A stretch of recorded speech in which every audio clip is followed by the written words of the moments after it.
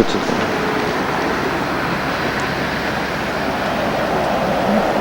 Ei, nyt siellä nousee. Älä nouse.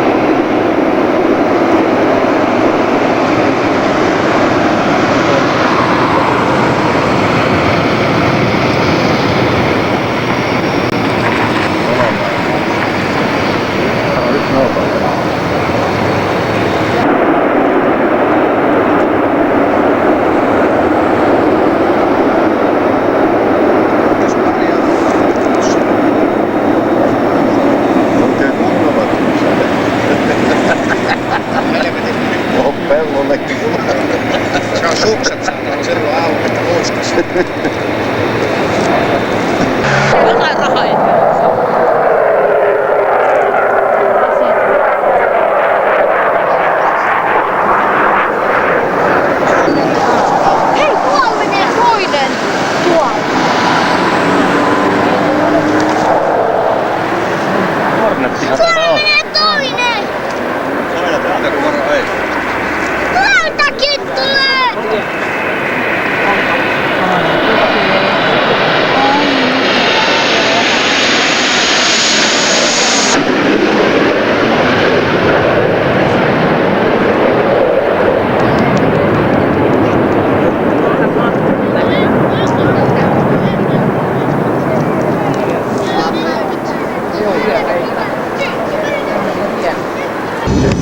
tarjonnut ilmaisen lentonäytöksen Heinolan seudun asukkaille. Osalle harjoitus on ollut jopa pienoinen tulonlähde.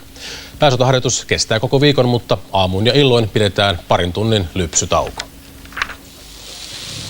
Jonkinlaista lypsämistä se on tämäkin. Palvelujen tarjoajat ovat keksineet kerätä markat talteen Viitostien ohikulkijoilta Lusin varalaskupaikan äärellä.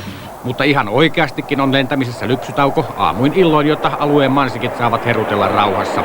Ja paikalliset ottavat meluhaitasta myös hyödyn. Kauppakeo-lakkeja menee, paitoja menee, pinssejä menee ja puseronmerkkejä menee. Ja mihinkä tämä raha menee? Raha menee, sitten tulee Heinolan ilmailukierro ja Heinolan kaupunkiseurakunnan omistamalle tai yhteiselle tämmöiselle lennokkikerrolle, Heinolan matalalentäjille. Miten tänne tämmöinen markkinapaikka nyt sitten yhtäkkiä syntyi? Tää on Hornettien tilaus tähän näin. Tarvii olla sotilassotia tässä. Kuinka te osaisitte varautua tällaisilla kuulokkeilla? No kun tietää, että täällä humisee. Nämä on entiset työmaalta kotoisin olevat kuulokkeet. Suojaa tältä meteliltä. Muistakin välineistä on hyötyä katselussa. Nähtävää riittääkin, sillä lentotoimintaan osallistuu kaikkiaan 20 konetta. Pääosissa tietenkin Hornetit ja Hawk-hävittäjät. Karjalan lennoston johtaman harjoituksen pääteemoja ovat ilmavalvonta ja hävittäjätorjunta. Toiminta-alueena on Kuopion, Heinolan ja Tampereen rajaama ilmatila. Miehiä on mukana 700. Harjoitus päättyy perjantai-iltana niin, että Viitostie Lusin kohdalla on vapaa viikonloppuliikenteelle.